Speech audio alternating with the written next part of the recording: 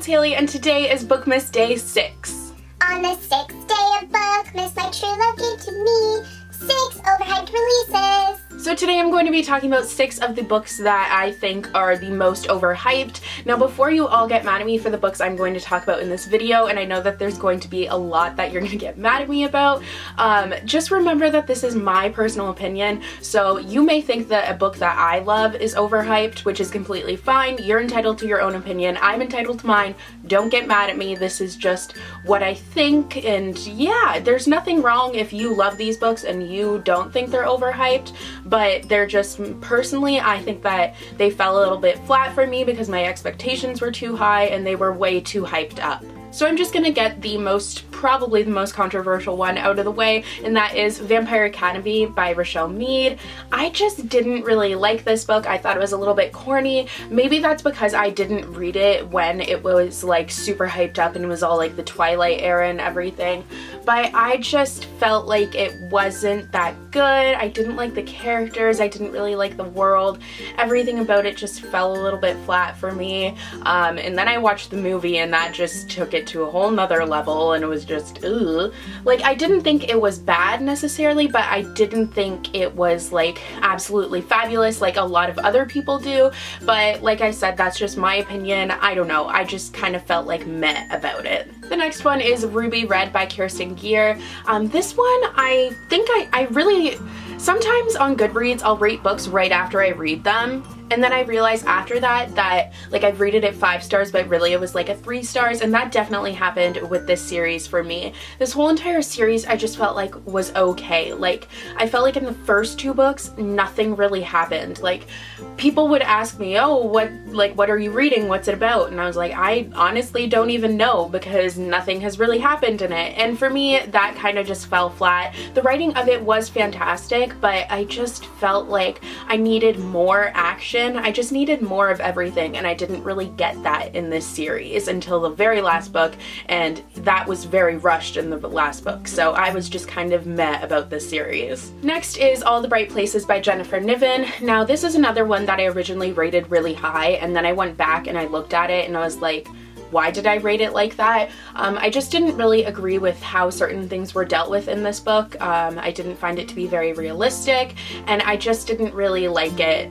So I lowered my rating quite significantly, and I just think it was, I don't know. I just didn't like it. I'm just gonna chalk it up to that.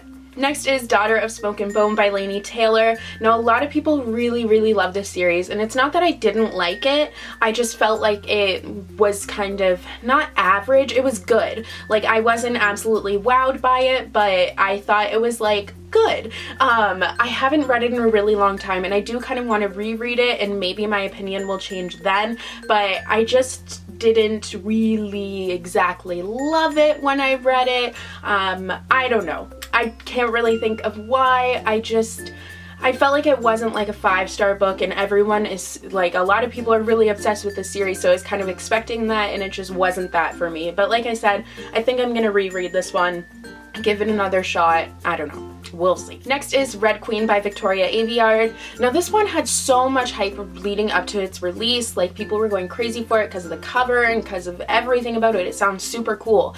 But then I read it, and it's literally like every single other YA book is like something is taken from them and all put into this book. It's just not original at all, and for that reason I felt like it was just really overhyped. I just feel like it could have been a lot better with the concept, but it was just way too much pulled from other books and like kind of reinvented. I just wanted a little bit more originality, I guess. And the final one is The Winner's Curse by Marie Rudkowski. I fell in love with the cover of this book, and then I was like, I have to read it, and I just didn't really like it that much. I do have a review for it, so if you want to watch that, you can go ahead. I got like super ranty in that review though. I just didn't really like the way it dealt with certain things, and I didn't like the characters. I felt like the whole entire thing was a little bit like the character dynamic was really messed up, and I didn't like it at all. I don't know. If you want to know more, just watch my review, because I read this a long time ago, so I can't really remember, and I don't want to say something wrong and have you all get mad at me, because YouTube comment sections can be vicious. So those are 6 of the books I think are the most overhyped. There are more that I think are overhyped, but I think those ones kind of take the cake.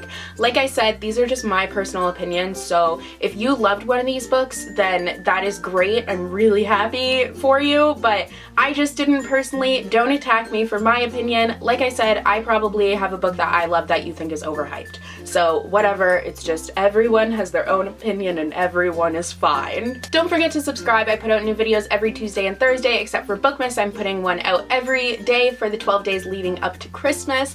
And if you wanted to go and watch my last video, it will be linked over here for you. So that was Bookmas Day 5, where I talk about the books that made me cry the most, which was fun. And if you wanted to follow me on social media, I have Twitter, Snapchat, and Instagram. My username for all of those is @HalesArtsNYC, and I'll be talking a lot about Bookmas there. Everything is going to be under the hashtag #MerryBookmas. So we're talking about the readathon and all that stuff. And yeah, so I hope you guys enjoyed. I hope you guys are having a lot of fun with Bookmas. I know I am. It's just good times, just reading and doing all these videos, super festive stuff. Yeah, so I hope you guys enjoyed, and I'll see you guys in the next video. Bye!